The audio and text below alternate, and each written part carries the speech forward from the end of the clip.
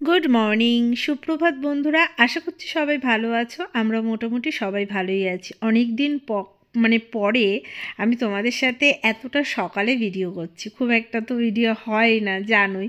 তো যাই হোক, অনেক দিন পর ভাবলাম যে না, আজকে একটু ভিডিওটাই করি। সকাল থেকে একটু খুব ভালো একটুখানি ইয়েতে আছি, খুশি খুশি। তো ভাবলাম এই খুশিটাই তোমাদের সাথে একটু শেয়ার করি।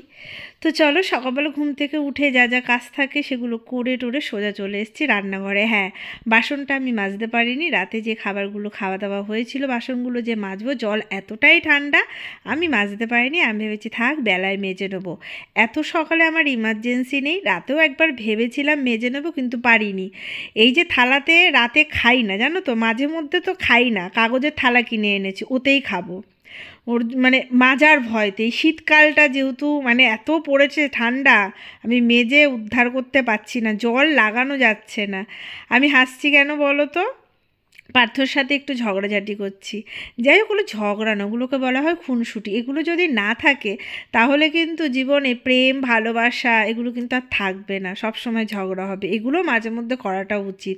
এগুলো করা হয়, যেহেতু ভিডিও দেওয়া হয় না বলে ওর জন্য তোমাদের সাথে আর এগুলো শেয়ার করাও হয় না। সকালবেলায় আমি একটুখানি গ্যাসের ট্যাবলেট খেলাম। প্রচণ্ড পরিমাণে কদিন ধরে আমার পেটে প্রচুর পরিমাণে ব্যথা। পার্থ বলছে তুমি 2-1 দিন একটুখানি গ্যাসের ট্যাবলেট খাও, দেখো যদি না কমে তাহলে ডাক্তার দেখাতে হবে। পেটের ভীষণই সমস্যা হচ্ছে, ব্যথা করছে, মাঝে মাঝে উঠতে পারছি, মাঝে মাঝে চিত হয়ে শুয়ে থাকতে হচ্ছে।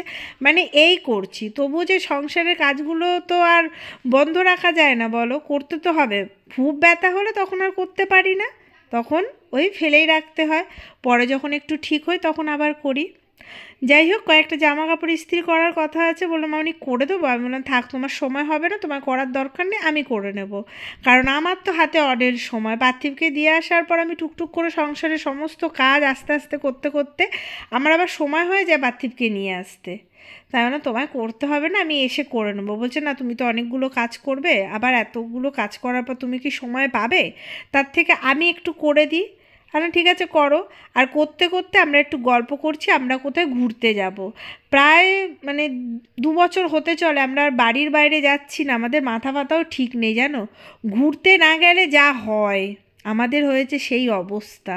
কোথায় ঘুরতে যাব? আমরা এখন জম্মু কাশ্মীরে রয়েছি। ভাবতে পারবে না যে কিভাবে আসলাম।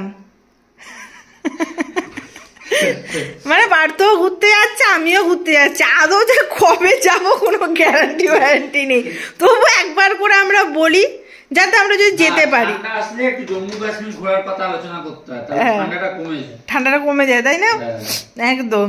তো ওই জন্য আমরা সকাল থেকে ঘোরার আলোচনা করছি বিশাল পরিমাণে, যে কবে আমরা যাব। হ্যাঁ, কিন্তু যাব, কবে যাব সেটা জানি না, কিন্তু যাব। হ্যাঁ, তো সেটাই, ওর জন্য এখন ইস্ত্রি হচ্ছে। কবে যাব? হেঁটেও যেতে পারি, কোনো ঠিক নেই। হ্যাঁ, আমি সাইকেল নিয়ে যেতে পারি, তাই তো। পার্থ হেঁটে যাবে, আমার ছেলে সাইকেল, আমি সাইকেল। আমাদের তো সাইকেল আছেই, কারণ আমি তো আবার এটা চালাতে পারি না, এই সারথিটা। যদি পারতাম তাহলে তো হয়েই যেত। না, দরকার নেই। আর আমার বর ইস্ত্রি করে, পার্থ ইস্ত্রি করতে পারে, গোছাতে পারে না। তার জন্য কি বলতো, আমি একটুখানি বলেছি বলে ওর জন্য একটু ট্রাই করেছে গোছানোটা। ওটা আমি এমনি বললাম গো, ও গোছাতে পারে। যাই হোক, তোমাদেরকে অনেক দিন ধরে পার্থকে দেখানো হয় না, তার জন্য আমি একটুখানি দেখালাম। ওটা হচ্ছে ছেলের জামা, ইস্ত্রি করে গুছিয়ে রেখে দিয়েছে।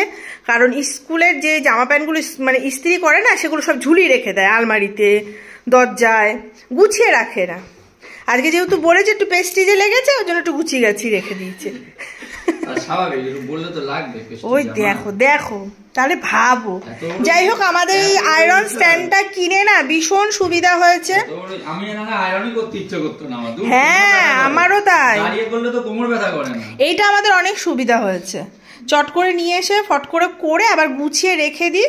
জায়গাও যে খুব একটা লাগে তাও কিন্তু না, কারণ ফোল্ডিং তো, ওই জন্য গুছিয়ে রেখে দিই। আর এই দেখো, আমি একটা ডাব এনেছি, সেই ডাব আমার আর খাওয়া হয়নি, খাবো। তোর ডিম পারবে, তাই তো গো। আর এই দেখো এই জামা প্যান্ট গুলো ইস্ত্রি করবে না, কিন্তু এখানটায় ফেলে রেখে দিয়েছে। দেখো কি করেছে,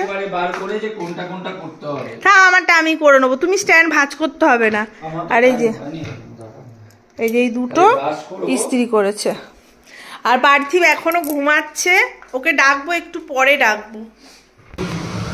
এখানে আমার চাটনি করা হয়ে গেছে, একটু বেগুন ভাজবো, তেলটা দিয়ে ওখানে গল্প করতে চলে গেছি।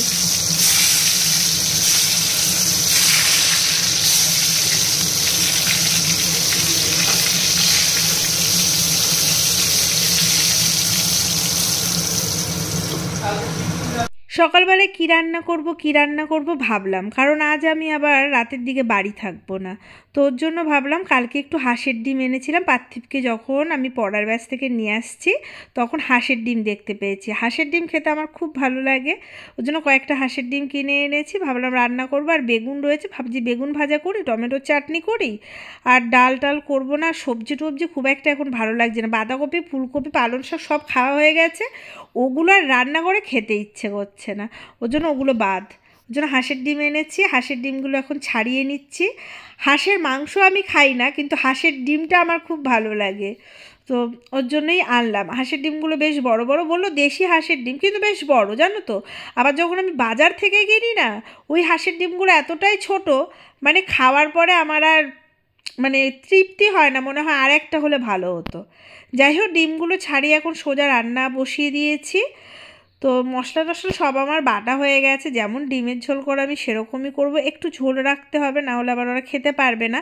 আর সকালবেলা এখন থেকে আবার পার্থ রুটি খায়, ভাত খায় না, বলছে যে মামনি আমি আর ভাত খাবো না, ভাত খেলে বেশি ঠান্ডা লাগছে, ওর জন্য আমি আর খাবো না, যতদিন না গরম আসছে ততদিন আমি রুটিই খাবো। রুটি খেতে খেতে যদি দেখি অভ্যাস হয়ে গেছে তাহলে আমি আর ভাত খাবো না, আমি রুটিতেই চলে যাব। আর আমি এটাই ভালো, ভাতে তো আর শক্তি নেই, রুটিতেই অনেক শক্তি, তার থেকে তুমি রুটিই খাও, কাজে দেবে। হ্যাঁ তাই বলে কিন্তু আবার ময়দা দিয়ে রুটি করলে হবে না, স্বাস্থ্যকর নয়, আটা দিয়েই রুটিটা খেতে হবে, তাহলেই স্বাস্থ্যকর, তাই না বলো? তো যাই হোক, এখন আলুটা দিয়ে একটু ভাজা ভাজা করার পর একটু মশলাগুলো দিয়ে দিচ্ছে। এখন মশলাটা ভালো করে কষিয়ে তারপরে একটু জল দিয়ে দেবো, দেওয়ার পর ফুটে উঠলে ডিমগুলো দিয়ে গরম মশলা দিয়ে নামিয়ে নেব। আর একটু কালার দেবো, এই যে এটা ঝালের জন্য নয়, এটার কালারের জন্য এই এভারেস্টের এই চিলি মশলাটা এনেছি, যাতে কালারটা একটু আসে। এখন যা মানে রং, যতই তুমি টমেটো দাও না কেন তরকারির সেই কালারটা আসে না, ওর জন্য এই কালার পাউডারটা একটু দিলে একটু কালার আসে। সব সময় দিই না, মাঝে মধ্যে একটু দিই, দেওয়ার চেষ্টা করি যাতে একটু কালারটা আসলে খেতেও ভালো লাগে, দেখতে ভালো লাগলে খেতেও ভালো লাগবে। কথায় আছে না, আগে দর্শনধারী তারপরে গুণ বিচারি, ওই হয়েছে কথা। তো যাই হোক, একটুখানি দিলাম, এখন ভালো করে মশলাটা কষানো প্রায় ভালো করে হয়েই গেছে। এবার একটু জল দিয়ে দেবো, খুব একটা পাতলা রাখবো না, আবার খুব একটা গাঢ়ও রাখবো না, একটু মিডিয়াম রাখবো। পাত্র সব সময় বলে তুমি একটু ডিমের ঝোলটা করলে একটু পাতলা করেই করো, খেতে ভালো লাগে, বলে ওই হোটেলের মতো। হোটেলের ডিমের ঝোল দেখবে আলুও দেখা যায় ডিমও দেখা যায়, ঝোলটা এমনই, মানে কি বলবো, মানে মশলা নেই এরকম ঝোল, আমার একদম ভালো লাগে না। ডিমের ঝোল একটু গাঢ় গাঢ় হবে, একটু কাই হবে, খেতে ভালো লাগে। তো ওদের জন্য আমি তো আর করতে পারি না, ওই জন্য আমাকে এইভাবেই করতে হয়। তো যাই হোক, আমার রান্না প্রায় কমপ্লিট, এখন পার্থকে খেতে দেবো, রুটিটাও হয়ে গেছে। সকালবেলা আমার রান্না প্রায় কমপ্লিটের দিকে, কিন্তু রান্নাঘরের অবস্থা ভীষণ খারাপ, পরে গোছাবো। আর এই দেখো পার্থ খাচ্ছে আর ছেলেকে গিয়ে ডাকছে, এই তুই উঠে গেছিস, উঠে পড়ো বাবা, ওঠো বাবু। আর পার্থকে খেতে দিয়েছি হচ্ছে ডিম, মানে ডিমের তরকারি করেছিলাম, আর বেগুন ভাজা পার্থ ভীষণ ভালোবাসে, মানে রুটি দিয়ে বলো ভাত দিয়ে বলো, ভাজাটা খুব ভালোবাসে। আর আমি ভাজাটাকে খুব অ্যাভয়েড করি, কারণ আমার ভালো লাগে না ভাজা খেতে, ভাজা খেলেই আমার শরীরে কষ্ট হয়। বলো আমার কষ্ট হয় না, ওর জন্য আমি খাই না, ও খাক, ও সহ্য করতে পারে, আমি তো সহ্য করতে পারি না। খাও, হ্যাঁ। ডিমের ঝোলটা কেমন হয়েছে, কি গো কেমন হয়েছে, ভালো হয়েছে? আর আমার ছেলে আজকে বিশাল ঘুমিয়েছে, ঘুম আর ঘুম, ওর ঘুম ছাড়া কোনো কথা হবে না। তার মধ্যে আজকে আবার স্কুলে যেতে হবে, হ্যাঁ আজকে শনিবারও স্কুল থাকে না, ছুটি থাকে, কিন্তু আজকে ওকে যেতেই হবে। কিন্তু ওটা আমি বলেছি না তোমাদেরকে, পরে আমি বলবো, পরে সমস্ত কিছু। এখন ওটা বলা যাবে না, তুমি যেটা বলতে যাচ্ছ। পার্থ বলতে যাচ্ছিল, আমি ওকে বারণ করে দিলাম, ওটা বলা যাবে না, ওটা পরেই তোমরা দেখবে। হ্যাঁ মানে আমি ক্যামেরায় তুলবো, ভিডিও ছাড়বো, তোমরা দেখতে পারবে, তাই তো? মানে মানে কি বলবো, যাই হোক আজকে আর বলবো না, ওটা পরে বলবো। হ্যাঁ পার্থকে ওখানে খেতে দিয়ে ভাবলাম টিফিনটা আগে গুছিয়ে নিই, ওকে আবার একটু লেবুর রস করে দেবো, কারণ আমি যেহেতু বাড়িতে থাকবো না, ওর জন্য লেবুগুলো আবার নষ্ট হয়ে যাবে, ওই কারণে ভাবছি লেবুগুলো খেয়ে নিই। ওকে সকালে করে দেবো, আর পার্থিবকে যেহেতু আমি স্কুলে দিয়ে আসবো, স্কুল থেকে পার্থিব চলে আসলে তারপরে আমাদেরটা করে খাবো। সকালবেলায় টিফিন খেয়ে সঙ্গে সঙ্গে রস খেতে পারবো না, পেটেও তো জায়গা থাকা দরকার না, অতটা জায়গা আমার ছেলেরও নেই আমারও নেই, ওর জন্য আমরা এসে খাবো। সকালবেলা একটু পেঁপে ভাতেও দিয়েছিলাম, এখন শীতকাল তো আমার পেঁপে গাছটা খুব একটা পেঁপে হচ্ছে না। যখন মানে একটুখানি বর্ষা ছিল বা একটুখানি তোমার রোদ্দুর ছিল, এই গরমকাল, তখন কিন্তু বেশ পেঁপে দিয়েছিল। বর্ষাকালে তো বেশিই পেঁপে দেয়, শীতকালে ওরা বেরোতে চায় না, কী জানি কেন, ওদের মনে হয় কষ্ট হয় বেরোতে, ওই জন্য কিছুতেই আমি ওদেরকে দেখতে পাই না। খুবই কম গাছে পেঁপে আছে, খাওয়ার জন্য রেখেছি, মানে যখন অনেক পেঁপে হতো তখন সবাইকে দিতাম। আর পার্থর জন্য নতুন একটা টিফিন কারি বের করেছি, এটা হচ্ছে শীতের, গরমের জন্য তো যেটা তোমরা রেগুলার দেখো ওটাই ছিল, এটা আবার একটু গরম করা যায় এই যে প্লাগটা দিয়ে, কারণ শীতে এত ঠান্ডা খাবার সত্যিই খাওয়া যায় না। আমি ওর জন্য বললাম তুমি এটা নিয়ে যাও, একটু ভারী, ওর নিতে একটু অসুবিধা হয়, বলে মামনি পিঠটা ব্যথা হয়ে যায়, বললাম তবু একটু নিয়ে যাও, কারণ এর গরম করে যদি খাও তাহলে ভালো, ঠান্ডা ভাত খেতেও পারবে না, তখন অর্ধেক ভাত ফেলে দিতে হবে, ওর জন্য আমি ওটাই দিয়ে, ও নিতে চায় না, আমি যেহেতু বকাবকি করবো, একটু ঝগড়াঝগড়ি করব, ওর জন্য ও আবার একটু সঙ্গে নিয়ে যাবে, তো চেঁচাবো তো, কেন নিয়ে যাবে না, কী জন্য নিয়ে যাবে না এরকম বলবো, ভয়তেই নিয়ে যায়। পার্থিব ঘুম থেকে উঠে ওয়াশরুমে গিয়ে এখন এসে একটু বসেছে, এখন জল গরম খাবে, ওর বাবা জল গরম করতে গেছে, আমি একটু দুধ জাল দেবো, ওর বাবা আবার একটুখানি ছেলেকে একটু গরম জল দেবে সকালবেলায়, আমাকে একটু চা দেবে, নিজে একটু লেবুর জল খাবে, আমাকে একটু লেবুর জল দেবে, মানে এরকম করবে। আর এই যে আমি পার্থর জন্য এখানে লেবুর রস করতে এসেছি। আমার আর কি, আগে তো মানে লেবুর রস করতে গেলে আমার রসও বেরিয়ে যেত, এখন যাই হোক এই রসটা আসার পর থেকে আমার রসটা আর এখন বেরোয় না, লেবুর রসটা এখন বেরোয়, বেরিয়ে নিচে পড়ে, আমি আবার সেটা পার্থকে দিই। মানে লেবুর রস করতে আগে আমার খুবই কষ্ট হতো, এখন আর কষ্ট হয় না, এখন একটুখানি চেপে ধরলে মানে ভালোভাবে রসটা বেরিয়ে যায়। কিন্তু হ্যাঁ, লেবুতে রস থাকা দরকার, না হলে কিন্তু এইভাবে রসটা বেরোবে না। এই দেখো যে নিচে যে জমছে না, ভালো করেও কিন্তু রসটা বেরোবে না। তো যাই হোক অনেকটাই রস বেরিয়েছে, পার্থকে গ্লাসে ঢেলে দেবো, ও যাওয়ার সময় খেয়ে তারপরে ও যাবে। ওর জন্য আগে আগে একটু টিফিনটা খেয়ে নেয়, কারণ যদি সঙ্গে সঙ্গে রুটি খাওয়ার পর লেবু রস খেতে পারবে না, ওর জন্য আগে টিফিনটা খেয়ে নেয়, 15 মিনিট দাঁড়ায়, তারপরে লেবু রসটা খেয়ে তারপরে যায়। আমরা যেহেতু বাড়িতে থাকবো না, আমরা কোথায় যাব সেটা তোমরা পরে জানতে পারবে, ওর জন্য আমাকে একটুখানি পার্থ আদর করে যাচ্ছে, আমার ছেলেকে আবার একটু পরে দেখবে আদর করছে। হ্যাঁ, আবার এই আদর করাগুলো আমার ছেলে খুব এনজয় করে, বলে বাবা মা এটা করলে ওর খুব ভালো লাগে, জানো না। যাই হোক এগুলোও করা উচিত সন্তানের সামনে, কারণ পজিটিভিটি থাকে এর ভেতরে, তাতে সন্তানদের মাইন্ডও ঠিকঠাক থাকে। আমরা বাড়ি থেকে বেরিয়ে এই সবে রাস্তা থেকে হেঁটে হেঁটে যাচ্ছি, আজকে হেঁটে যাচ্ছি কারণ আছে, সাইকেলটা 2 দিন হলো খারাপ হয়েছে, রাস্তা দিয়ে হেঁটে হেঁটে, হ্যাঁ একটুখানি, কারণ বাড়ি থেকে সাইকেলের দোকানে এসেছি অনেকটা, তো ভাবলাম যখন এতটা হেঁটেই এসছি আর একটুখানি হেঁটে গেলে তোমার হচ্ছে স্টেশন, তো ভাবলাম হেঁটেই যাই। তো সাইকেলের দোকানে সাইকেলটা দিয়েছি, সাইকেলটা লিক হয়ে গেছে, তার মধ্যে পার্থিবের সাইকেলটা কালকে চালিয়েছি, তো আমার না প্রচণ্ড পরিমাণে কষ্ট হচ্ছিল, মানে শ্বাসকষ্ট উঠে যাচ্ছিল, কথা বলতে পারছিলাম না, আমার এত কষ্ট হচ্ছিল, ওর জন্য আমি আজকে আর নিইনি, আমি বলছি না আজকে আর তো সাইকেল নেব না, আজকে আমি হেঁটেই যাব, ওখান থেকে স্টেশন থেকে আবার একটা অটো নিয়ে নেবো, স্কুলে নেমে যাবে, ওকে দিয়ে বাড়ি যাওয়ার পথে সাইকেলটা নিয়ে বাড়ি যাব, বললাম তুমি ঠিক করে রাখো আমি যাওয়ার পথে নিয়ে যাব। আর এই যে পার্থিবে হাঁটছে দেখো, বলছে আমি আর পাচ্ছি না, এমন হাঁটা তো অভ্যাস নেই।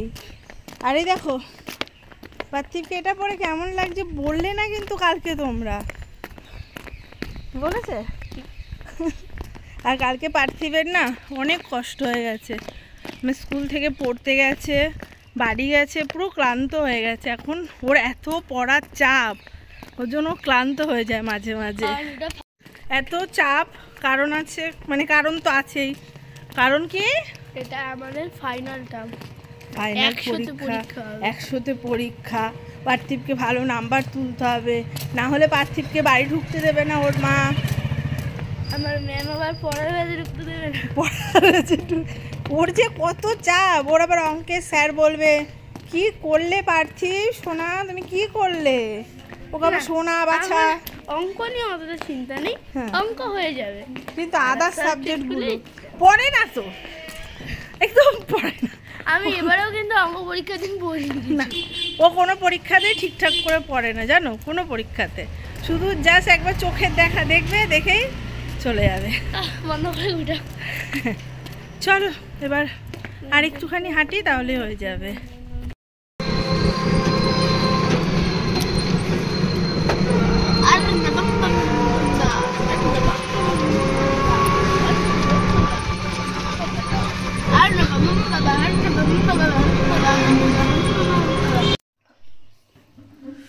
পার্থিবকে যে স্কুলে দিয়ে আসলাম, তারপর থেকে আর তোমাদের সাথে আমি কথা বলতে আর পারিনি।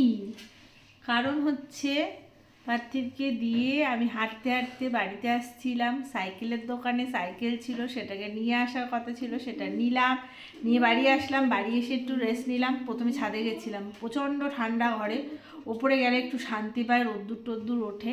তো যাই হোক, রোদ্দুর গায়ে লাগালাম, লাগানোর পর নিচে নেমে আসলাম। তারপরে ঘরে অনেক কাজ ছিল, ঘর দোর গোছানো ছিল, বাসন টাসন মাজা ছিল, এগুলো সব ছিল। করে টোরে স্নান করে যা করার, পুজো টুজো যা থাকে ওগুলো করে টোরে তারপরে খাওয়া দাওয়া করে একটু শুয়ে পড়েছিলাম। দুটো চোখ লেগে গেছিলো জানো, আবার ঝট করে উঠেছে। বলছি বাবা পার্থিবকে তো আনতে যেতে হবে, তাহলে এক্ষুনি উঠে যাই। তো উঠে গেছি, পার্থিবকে নিয়েই সবে বাড়ি আসলাম। ভাবলাম না, রেজাল্টটা তো দেখাবো বলেছিলাম, সেটা তো দেখাতে হবে। তো এই দেখো পার্থিবের রেজাল্ট। হ্যাঁ না, এই যে পার্থিবের রেজাল্ট। ও বলে দিক ফার্স্ট টার্ম যেটা পরীক্ষা হয়েছিল, কি বলবো, যে ইংলিশে কত পেয়েছে তোমাদের সব দেখিয়ে দেবো, তাহলেই হয়ে যাবে, বুঝেছো? যাই হোক, পার্থিব ভালো নাম্বারই তুলেছে, খুব একটা যে খারাপ নাম্বার তুলেছে তা নয়।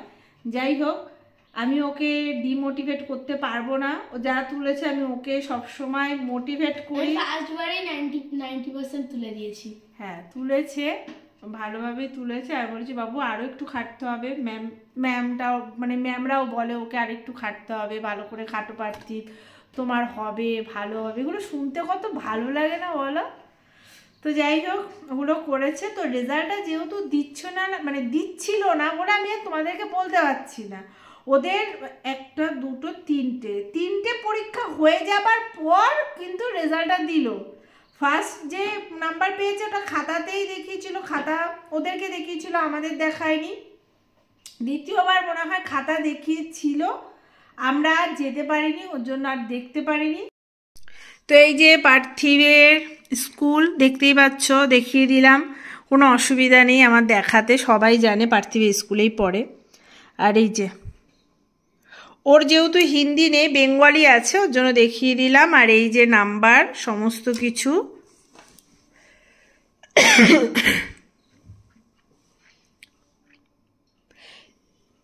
দেখতে পেয়েছো? এই যে এই পেয়েছি, সবেতে এই পেয়েছে। তো কতটা ভালো করেছে অবশ্যই তোমরা কমেন্টে লিখে ওকে জানিয়ে দিও, ঠিক আছে? দেখো ওখানে সায়েন্সে হাইস্ট মার্কসে 100 আছে, ম্যাথামেটিক্সেও আছে, তারপরে সোশ্যাল সায়েন্সে আছে, তারপরে ইয়েতে আছে, ইংলিশে আছে। বেঙ্গলিটা হালকা একটু কমেছে, কিন্তু ওটাও ঠিক আছে। আমার ক্লাস করে ফেলবে। হ্যাঁ, ক্লাস অ্যাভারেজ খুব কম, কিন্তু মানে আমার ক্লাস অ্যাভারেজ না, ওদের ক্লাস অ্যাভারেজ। আর মার্কস অফ 10 ওটা দেখা দিল। এটা তো মার্কস অফ 10 এত পেয়েছি। তো দেখিয়ে দিলাম। তো কেমন হয়েছে অবশ্যই তোমরা কমেন্টে জানিও। কাল দেখা হচ্ছে, আজকের মতো এখানেই। টাটা, বাই বাই, সবাই ভালো থেকো, সুস্থ থেকো। টাটা বলো। Tata tata.